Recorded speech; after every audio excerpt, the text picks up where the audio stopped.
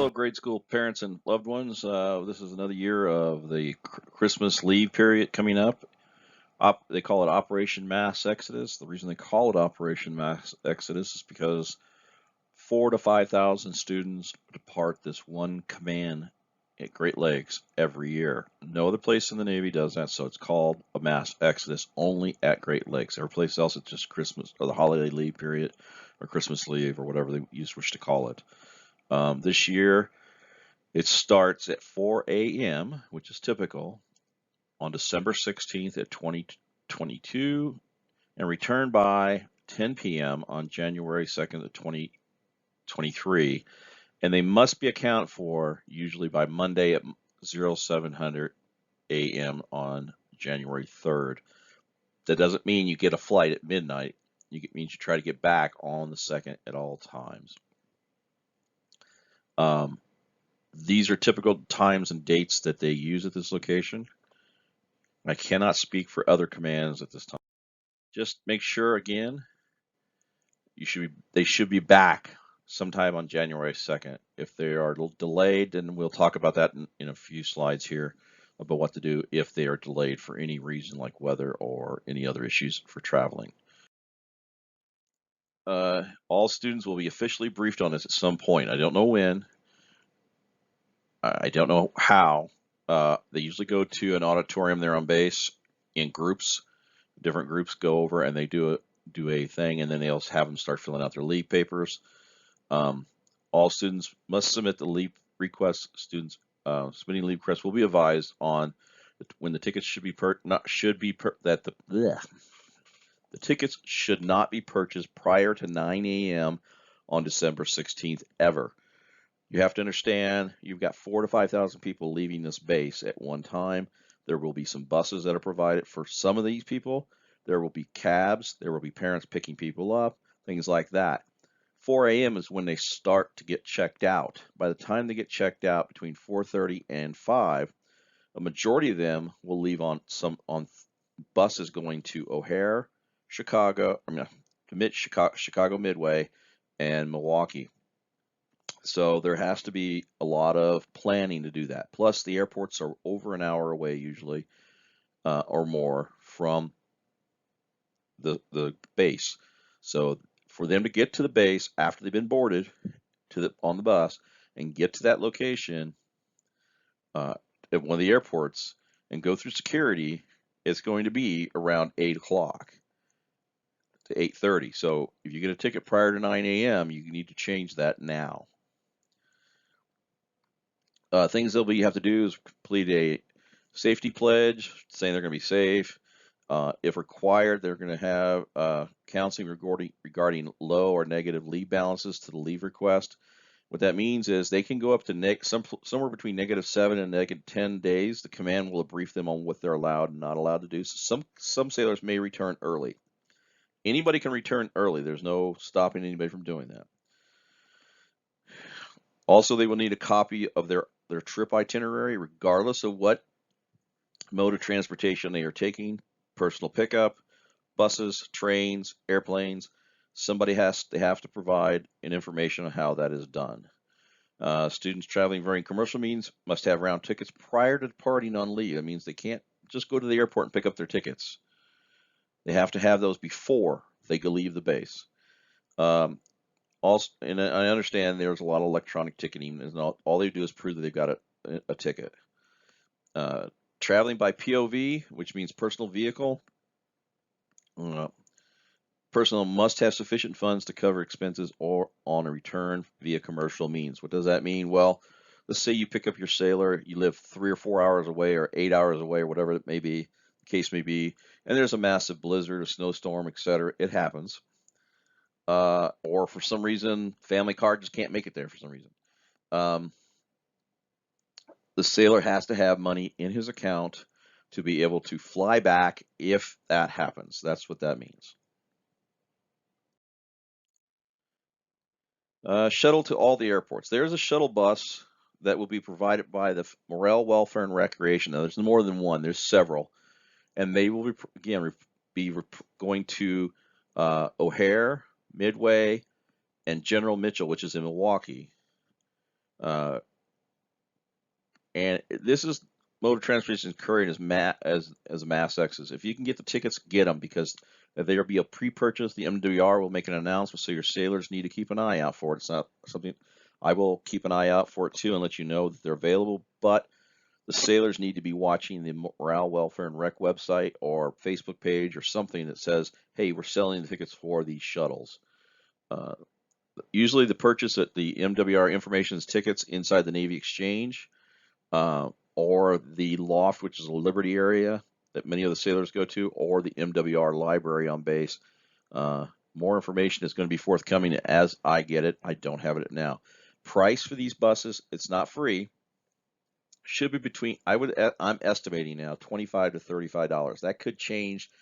Could be cheaper. It could be more expensive. I don't know with current gas prices or diesel prices, etc., what they're going to be like. These are not Navy buses. These are contract buses that are the kind of luxury type bus, you see on tours and things. So they're a pretty nice bus with the cargo underneath, toss it in, their bags.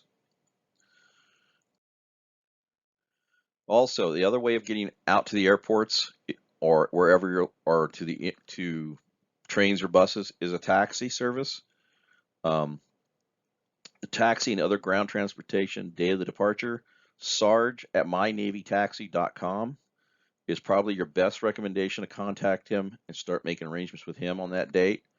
He will take up to 2 or 3, have your sailors get together. If he can take 3 to 4 sailors for the price of, for a single price, that if you just pay for that single sailor only and he has nobody else going with him, he would have to, either you or him would have to pay that full price. It makes sense to have 3, how many ever Sarge can fit in his taxis, to get together and make those arrangements to drive out together or ride out together to whatever airport they're going to. Again, I don't think he can go to Milwaukee. I'm not sure about Midway, but I do know he goes to O'Hare quite regularly, and he has been a family favorite for years. For limousine and van and taxi services, if you negotiate something for your sailor or the sailor negotiates something on his own, you make sure that you negotiate a price prior to departing from Great Lakes. You don't want to get in the van and say, "Oh, it's going to be $60," and they get there, "Well, it was further than we thought. It's going to be 80 to 100, 200, whatever." No, that's not how that works. There are laws there to supposedly protect them. So if there is any problem with taxi services, or not SARS, but any other taxi service, students must obtain the who, the what, the when, and the where, as it says on the slide, concerning the problem. And they need to report it to the proper authorities, the police, and their chain of command, that this gouging is going on. It happens. Sailors are young, naive at times. I know, I tell you they're adults, but they're at the same time, this does happen more than you think it does. It's happened probably during the middle of this week sometimes to somebody. There's taxis that are not supposed to be out there operating in around the base, and they do, and sorry to get calls on them all the time, but understand it does happen. Picked up by if you're picking up the sailor at the visitors, you have to go to the visitor center for the family. You do not need to go on base and check them out. This is not Liberty. This is leave. They are being checked out on leave, and they can walk off the base, literally, as long as they have an itinerary where they're going. Sometime after 4 a.m., I would say 4:30 ish, more like it. They can be out there, and you can pick them up and leave. Now, one of the things I suggest on this, highly suggest, is you do not be out there at 4:30, because it's going to be a madhouse. Everybody's parents, everybody's buses, everybody's taxis are all going to be in that parking lot. I suggest wait an hour or two. Honestly, stay in the local hotel and sleep, or sit in the car, somewhere else, and say, "Hey, 6 o'clock, I'll pick you up," because it's not going to make your life any different if you don't get them at 4:30 or 4 to 5 o'clock. You're just going to be sitting there waiting in the parking lot anyway. So wait a little bit, just a suggestion, and then pick the sailor up. If you're coming in and you're going to stay at a hotel overnight, sleep until 6 or 7. The sailor can hang for a couple hours while you wait and understand. I would. Students can be picked up at the Naval Station, again, the parking lot, and they must submit a travel itinerary with their request. The staff will ensure the attached itinerary allows a timely and safe return, as it states. Students who plan to drive on leave must, and this again is debatable. I don't know if they're going to do this or not, but typically they must complete a privately owned vehicle travel risk awareness worksheet and vehicle safety inspection checklist. These are very, very, very vague and easy. There's not a whole lot to them, and they submit them to the chain of command when they leave request. With that being said, I do not recommend any of the sailors bring their cars back to the base. Why? Because they have to park it off base because they're not allowed on base typically at all without special permission with their cars. And they would have to park it about a mile away from the gate at a storage lot and then walk all the way back in the possibly severe cold to the front gate and walk into the front gate and come in with all their bags. Not a good thing. Not a good thing at all. So once they leave this base, any base they go to, they will be able to have their cars driving on and off base, etc. But right now, I would highly recommend you not let them come back with their vehicles. Wait till they transfer, and when they transfer, they can fly home and then drive their car to the next command if they wish. Yes, that is allowed. Trains. If they're departing on a train for some reason, sailors must start to check out and depart from the ship. Sailors may depart immediately if they're using a train, but here's the caveat to this. If they get on the train, they have to walk out to the train station. Again, probably about a quarter of a mile, half a mile, underneath the bridge and over by where you guys, if you went to boot camp graduation, right there next to the building, there's a train station. That's where they have to catch the train at.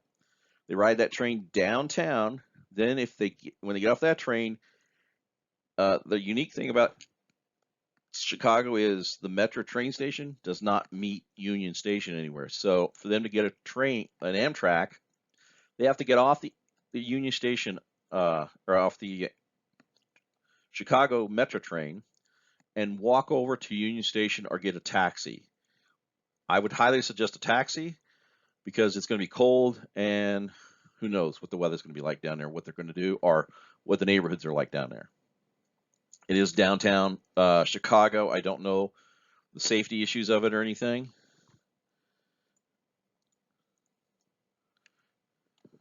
See if I can get this to come up. No.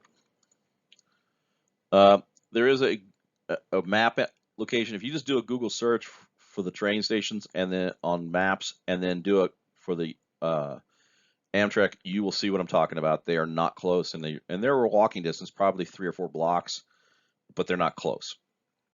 Same thing for buses. Buses they can take down. They have to still get on the Metro train. They're outside the base, or take a taxi all the way downtown, which is expensive. Get on that Metro train, get off, go over to the Greyhound bus, and they have to walk to the Greyhound bus station just like they would if they were going to go to Union Station. Again, not recommended. Suggest that they get a taxi from the Metro station to the bus station, just like they did for the trains. Proper traveling attire.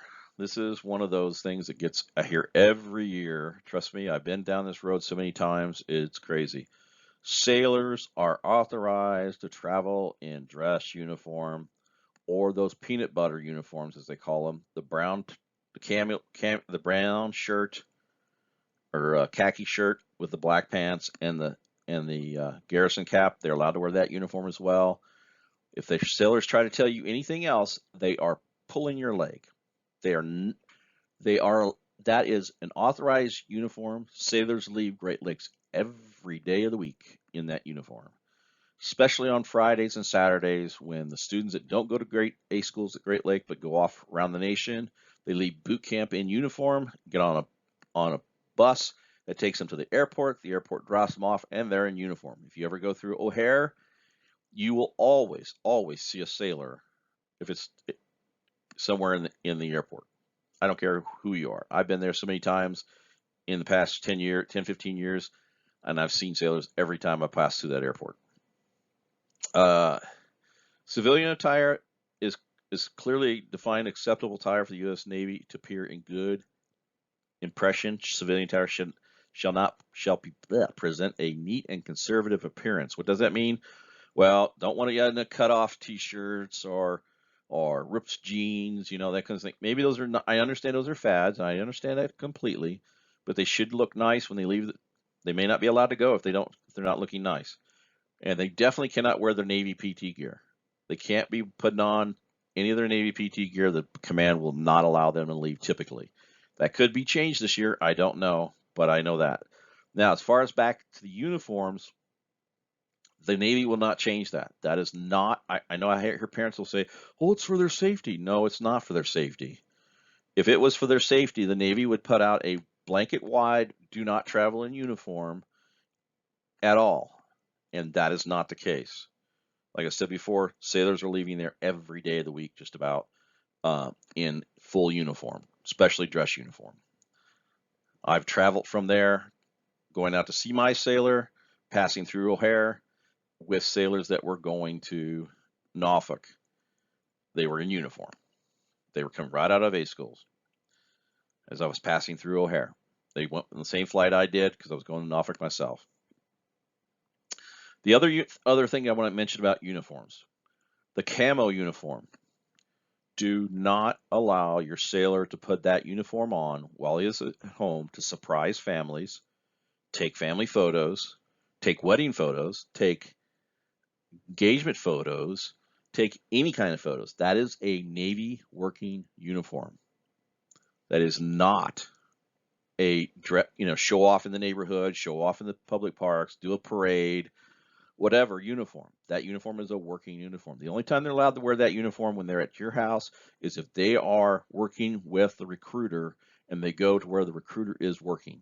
And they can only use it to drive there and drive back. If you post a photo that is if you standing around with your families being surprised or video of being surprised and try to share it to the group, I will not allow it. I will not get a sailor in trouble over that uniform. Doesn't mean people don't do it every day. I know, I see it. People try to post photos and I won't let them do it. If the sailor is working on base or is in a working environment of some sort, like a recruiter, that's different. But being at home, taking photos with the family is not what that uniform is for. I have to be pretty strict about that one. It's no different than back in my day, we wore bell-bottom blue jeans and a camaret shirt, which was blue also. We were allowed only to drive back and home to work. Just the same rules applied then as they do now. That uniform is the working uniform for the last 12 years, and that is what is required of it. The only uniforms they're allowed, the peanut butters, as we call them, the khaki shirt and black pants with a garrison cap, or the dress blue uniform at this time of year.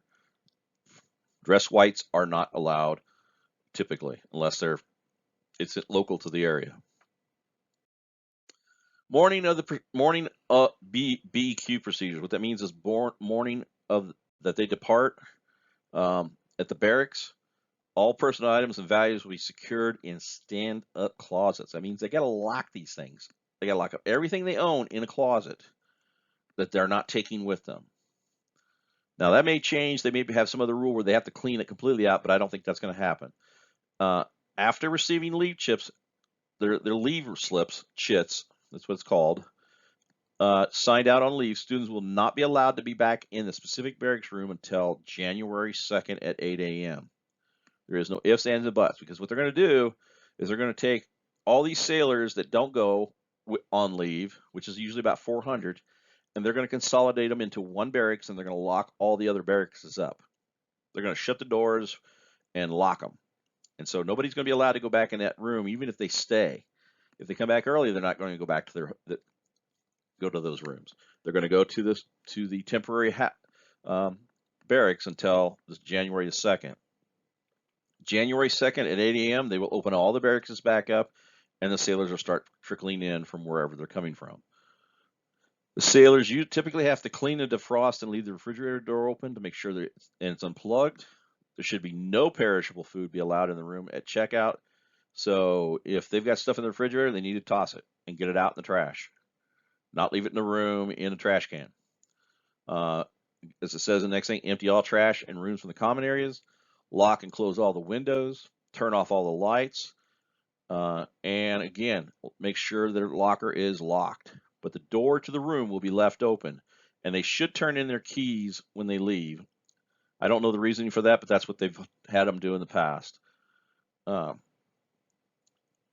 Like I said, all the students that are not going on leave will be sent to a temporary holding barracks, usually Boudreaux Hall, because that is a very large barracks space, and they will be living in somebody else's room for out of their sea bags in those other locations.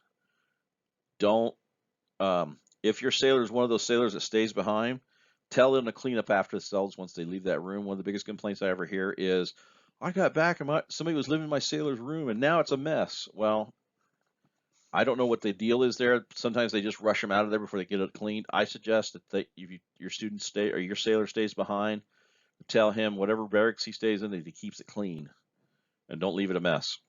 Take the trash out. Possible schedule for December 16th, and this is just based on past experiences of what I've seen. They hold reveille at dark 30, 3 a.m. and they clean up the ship or the barracks. Quarter, they muster at 3:30 for quarters in uniform or civilian attire, and clothes for room inspection. They probably just stand outside their doors and wait for room inspection. Then they go down and start checking out on leave and depart from the ship. Again, at 4 a.m. they start checking out. That doesn't mean you don't mean that you don't need to be out there at 4 a.m. waiting for the sailor because he's not going to walk out the door. If they're clear across the compound, it's going to take them at least 10 to 15, maybe 20 minutes to walk across the entire base to get out to the gate. So again, why I talk about take your time to picking up the sailor and letting the sailor know that you're going to take your time with him. They usually put all the students that are waiting for buses and waiting for people to pick them up in, not outside in the cold, but in one of the gyms there on base. It's typical, and the MWRs in there selling snacks and drinks and stuff, and they're all sitting around talking to each other. And the sailors, it's like thousands of sailors. I'll post some pictures so you guys can see that and what it looks like, but that way you will get an idea what it's going on. If they by that time they sometime between 4 a.m. and 5 a.m. and this is just based on what I've seen in the past. They will load the first wave of buses for the sailors who are leaving before noon, but not prior to 9 a.m. Again, no prior to 9 a.m. flights. So between 9 a.m. and noon flights, will load the first wave of buses, and that will be, that bus will be the Midway or O'Hare. Also, they will load the bus for Milwaukee. There's only going to be one bus to Milwaukee, typical. Yes, they're all three airports are roughly within the same distance, so don't underestimate not going out of Milwaukee. But there's only one bus that goes up there, and no taxis that I'm aware of. That may change as well. Again, this is information that I've based on what's happened in the past. By the time those buses return back to the base, they will load the new wave somewhere between, I would say 6:30, somewhere between 6 and 7 o'clock. They will load the second wave of buses for Midway and O'Hare only. And by 7:30, those buses are out the door for the second wave. And that's anybody whose buses are going to be leaving sometime between probably 11 a.m. and 4 p.m. And then the staff begins moving the students that stay behind to Boudreaux Hall around 8 o'clock. 9 o'clock, the buses return for the third wave. Again, for Midway and O'Hare, there might not be a third wave for Midway. I never know. Sometimes there is, and sometimes there isn't. So, not O'Hare, but Midway. Midway may or may not, depending on how many students there is and how much of a calling there is for it. On that case, O'Hare is probably the one that most people will fly out of. Now, they only move about 1,800 students with these buses. So that still leaves considerable amount of sailors that may or may not be riding buses or whatever they're doing. So again, it's going to be responsibility between the sailors and you if you want to get involved with this. The sailors can make their own decisions to get to the airport, get to on some taxi or shuttle service. Do not recommend Uber. It's highly expensive for that trip to O'Hare. But if that's what you got, that's what you got. But share the ride if you can. Share the cost. Don't let anybody charge each sailor the full price for anything besides these buses. These buses are the only thing they'll pay full price for, and it's like I said, it's somewhere between $25 to $35 is what I'm estimating. I don't know. I contacted MWR. They don't know as of yet. Returning early from leave. Yes, sailors can return early. Nobody says they have to stay on leave the entire time. So if they want to return early, they will be sent to the temporary barracks. There is no ifs, ands, and buts. They're not going back to the original barracks. They'll contact the command. They'll have this information on their leave slips or in their pockets. They should take screenshots of whatever they're seeing on the screen when they're being briefed for this. Whatever it takes, tell them to get the information to find out what they must do if they return early or if they're having problems. And I mean, everybody should be doing this. They will report to some barracks on base and they'll be in that barracks living out of their sea bags until January the 2nd at 8 a.m. before they can go back to the original barracks. If they come back early, they must report that they've come back early and get it notated. Otherwise, they will be charged the full time. And by the way, if they're flying back from Florida, Texas, Southern California, any place that's nice and warm during this time of year, they should not be flying back in shorts and sandals and no coat. They should be flying back because this is cold weather area and it could be bitterly cold. Some years it's not, some years it is. When my sailor returned, it was -5, and that was in 2014. January of 2014, it was -5. In fact, he was delayed getting back because of weather conditions. So yeah, it can be really, really cold, or it could be in the 50s. Who knows? Typically, it's a lot colder. Returning on January 2nd, they shall check in with if they're coming back after 8 a.m., they'll be checking in with their ship or the barracks that they actually sleep in. And that's typical normal process. Now, this could change again, but I don't think it will.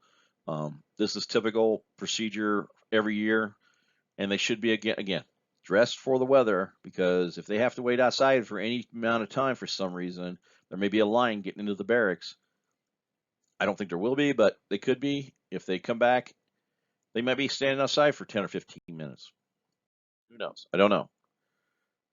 Transportation returning from airports. There is no shuttle bus, big bus, going to pick up all the sailors and bring them back to the base. Just isn't going to happen. Too many sailors come back at too many different times, and so they're all going to come back, and they have to make arrangements. Now, in the past, MWR has worked with a shuttle bus company service there at the airport and offered a deal. I don't know if they're going to do that again. Some years they do, some years they don't. Again, ride share is your best way, and don't go with just anybody. There are a couple. I will recommend another taxi service besides Sarge. The Sarge has recommended to be used as well. Not every airport taxi can go to North up there where the base is at, and they will charge an exuberant price because they're not supposed to be going up there. And again, they should be splitting the fare, not each paying for the fare. If the shuttle bus is not available, they have to find some way to get back. And again, I recommend go to the USO. Period. Meet up with other sailors. Tell your sailors to meet up with sailors at the USO in the airport, and make a plan to get back together. 3 or 4 of them at a time, 2 or 3 of them at a time, whatever it takes, or go down and find out what services are available. Go down and whatever it's going to take to get back from those airports. Now, I don't know what it takes to get back from Milwaukee. I have no idea. I don't know what it takes to get back from Midway. They can ride trains all the way from the airports, from the 2 southern airports, Midway and O'Hare, you're talking a couple hours of train riding to get from the airport to um, back to the base. It gets within a couple of, half a mile of the base there at the exit. Now that is an option, but they have to carry all their baggage with them when they do that, and they have to change trains. So just to give you a heads up on that. Taxi and other ground transportations day of the return. Like I said, again, best to share the serve whatever you're doing. Again, make sure they negotiate prices prior to departing. Don't let them get scammed. It's going to happen, but I'm trying to warn everybody now. But talk to your sailors. Talk to your sailors about that. There are a lot of them are young and are naive and don't understand. Sometimes that happens. Believe me, I've seen it way too many times when I was in the Navy, and that's been a long time ago. I've seen it happen with families since I've been working with this group. I've seen it happen. My son's talked to me about it. He's in the Navy. He's been in almost 9 years now. So check with Sarge for my Navy taxi, and the other taxi company I recommend is the 303 taxi. That's from Sarge. Now, I don't know if those are still in business, so you'll have to get with Sarge, maybe talk with him to see if he recommends anybody else besides himself to get back from the airport. But I know he says 303 taxi in the past has been the one he's talked about besides himself, and he will do his best to give everybody a good rate and get back and charge one price for all the sailors. If the family or the sailors want to get the service to get back safely back to the base, it's not anybody else's responsibility. So it is you and the family to get him back. No, you can't extend it just because you don't feel like it. The way it works. Now, flight delays. Yes, there is flight delays. There's always going to be flight delays and leave deviation. The year my sailor flew back, he was stuck. He was here in my city for I think 3 to 4 days. I can't remember exactly what it was, with a bunch of other sailors that kept showing up at the airport every day, hoping the flights were going to get through. O'Hare had shut down because of bad weather, and severe cold. They couldn't get the runways clear. They were iced over. Snow kept snowing, and it was just a mess. So what do? Your sailor needs to call. If for any reason his flight gets canceled, gets delayed, he can't get back to the base on time on the 2nd, they need to call and say, hey, I can't make it back. If they do, they will not get in trouble, but they have to have documentation to say why they could not get back. They can't just, I don't feel like coming back, so I'm going to tell them I can't get back. No, that ain't going to work. If it's an airline or a train or a bus, they will provide them documentation. If it's a family issue, then you have to get some sort of documentation saying why. But if they don't call, they show up late, I guarantee they will get in trouble. Somebody's going to get in trouble because they forgot to do this. Now, there are going to be telephone numbers that are on their leave papers for them to call. I don't know who that's going to be this year. In the past, it's been the quarterdeck and the command duty officer. It should be the same, but it should be in block 9 if it's on their leave papers.